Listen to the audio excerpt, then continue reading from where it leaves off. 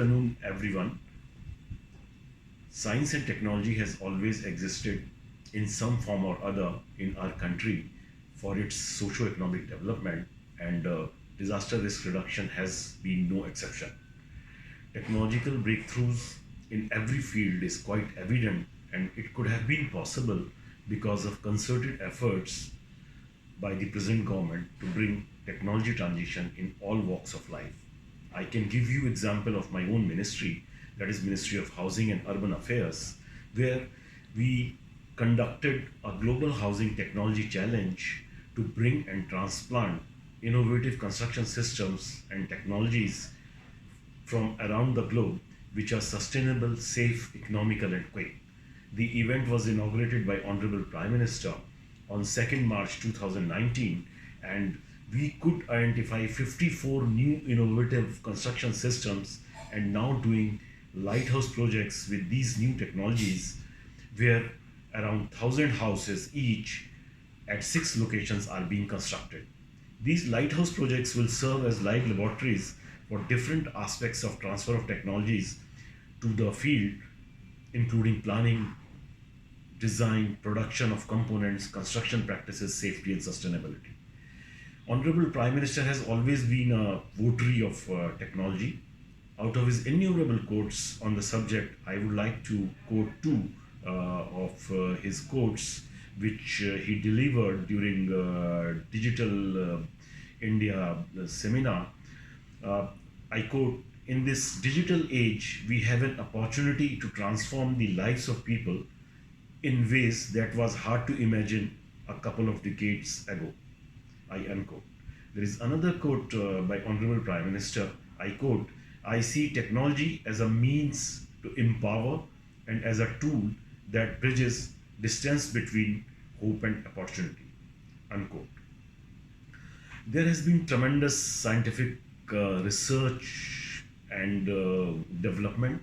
Through this scientific research progress, disaster risk reduction has also been benefited immensely, especially in terms of early warning systems, which identify the risk now in much more objective manner.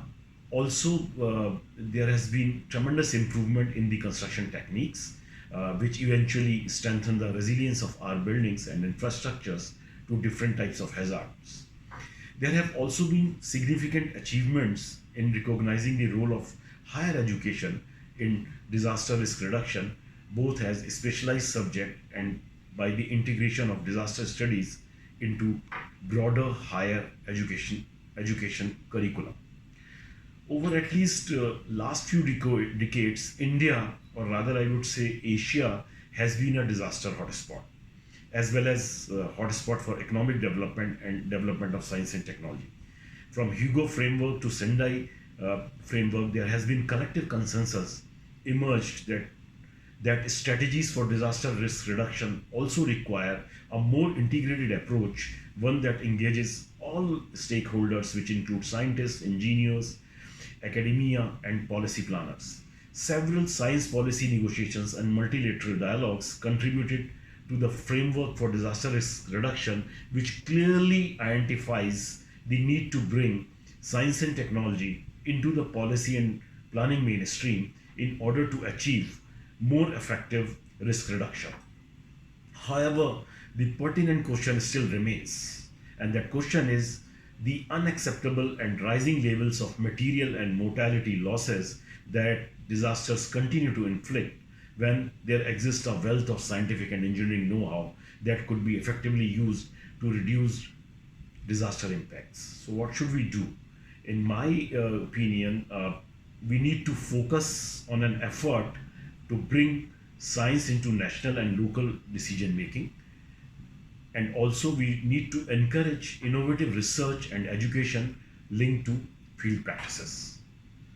However, whatever we do, the basic principles in the involvement of science and technology in constructing policy and making decision lies in three things, which is innovations, customization, or rather I would say four things: innovations, customization, implementation, and transparency. Innovation means developing new tools and methods for disaster risk reduction. Customization is another principle which is required, keeping in mind the diversity of our nation. The diverse socio-economic, cultural, and disaster risk context need to be kept in mind while applying science and technology tools in different locations and customizing those tools for those locations. Implementation requires a clear focus of science and technology tools that link the last mile of knowledge to practice. There is very important aspect which is also to be kept in mind is transparency.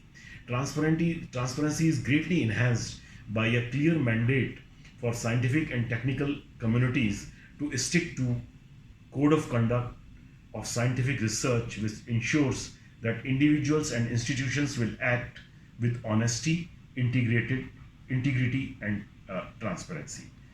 As regards BMTPC's role in disaster risk reduction, I would like to just quote a very small example. We were the first one to bring or to make use of science and technology by bringing all hazard maps, existing hazard maps, on GIS platform and produced first ever vulnerability atlas of India.